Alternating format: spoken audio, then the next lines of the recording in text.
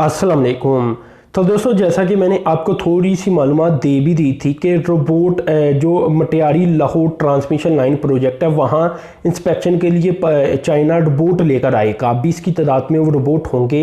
ये काफ़ी अहम तरीन और आप कह लें कि सी पैक के बहुत ही कमाल किस्म के प्रोजेक्ट के अंदर से एक प्रोजेक्ट था। हमने बिजली तो बना ली, अब जाहिर सी बात है बिजली को ट्रांसमिट भी किया जाना है, आगे पहुंचाया भी जाना है मुख्तलिफ इलाकों तक, तो इसलिए ये ज़रूरी था प्रोजेक्ट बहुत ज़्यादा।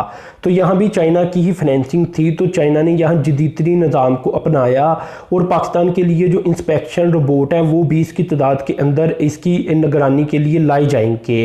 अब ये मालूमात मैंने आपसे शेयर कर दी थी, काफ़ी अहम मालूमात थी, लेकिन दोस्तों ये ऐसा क्यों किया जा रहा है? देखिए, एक तो ये कहती हैं चाइना की जो कंपनी है वो ये बताती क्या है कि इससे एक तो जो इंस्पेक्शन है वो बहुत ज़बरदस्त किस्म की होगी, क्योंकि इंसानी तौर पर अगर बात की जाए तो वो ज़्यादा गलती के चांसेस होते हैं और टाइम बहुत ज़्यादा लगता है।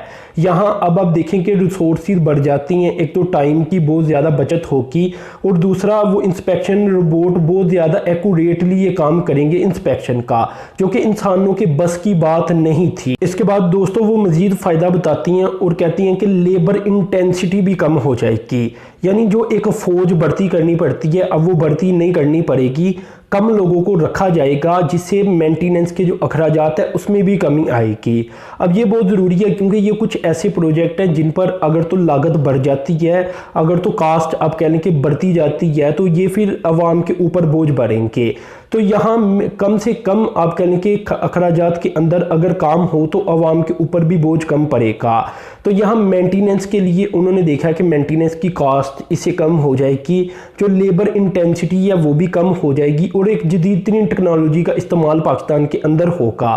तो ये कुछ अहम तरीन पॉइंट है जो कि बताई गई हैं कि इसलिए हम रोबोट को इंस्पेक्शन के लिए पाकिस्तान के अंदर ला रही हैं।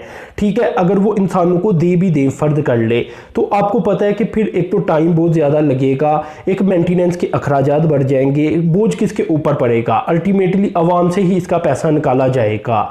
तो बताने का मकसद ये है कि इसलिए चाइना ने ये सोचा है कि बोझ कम से कम पड़े और जो मेंटेनेंस है वो हाईली एक्यूरेटली तरीके के साथ हो।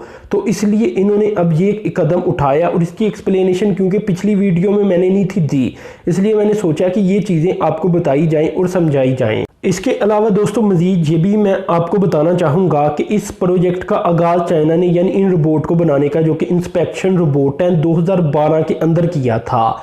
तो तब इन्होंने बनाए थे और उसके बाद यकीनन चाइना ने अपने मुल्क के अंदर इन्हें इम्प्लीमेंट करवाया होगा। इसके बाद ये प्रोजेक्ट सी पैक के तहत पाकिस्तान के अंदर भी आप कह लें कि अब 2020 के अंदर ये आने जा रही हैं।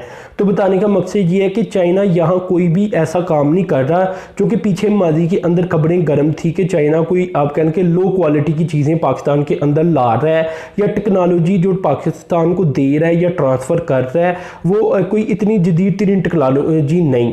ये यकीनन आपको पता है प्रोपेगेंडा अमेरिका, यूरोप, इंडिया की जानिब से फैलाया गया था, हालांकि हकीकत ऐसी नहीं। हर काम के अंदर चाइना पाकिस्तान का फ़ायदा सोचता हुआ नज़र आ रहा है और ये देख रहा है कि जदीद से जदीद टेक्नोलॉजी किस तरह पाकिस्तान को प्रोवाइड की जाए। अब इस तरह के काम इंडिया के अंदर भी नहीं हुए होंगे जो कि पाकिस्तान के अंदर चाइना की जानिब से किए जा रही हैं, ये बात आपको मैं बता दूँ। तो खैर ये बहुत अच्छी डेवलपमेंट है, बहुत बड़ी डेवलपमेंट है, इसे ज़्यादातर लोगों तक पहुंचना चाहिए था। तो अपने चैनल को सब्सक्राइब कर देना, साथ में जो बेल के आइकन पर क्लिक कर देना। अब तक के लिए इतनी था। अल्लाह हाफिज़।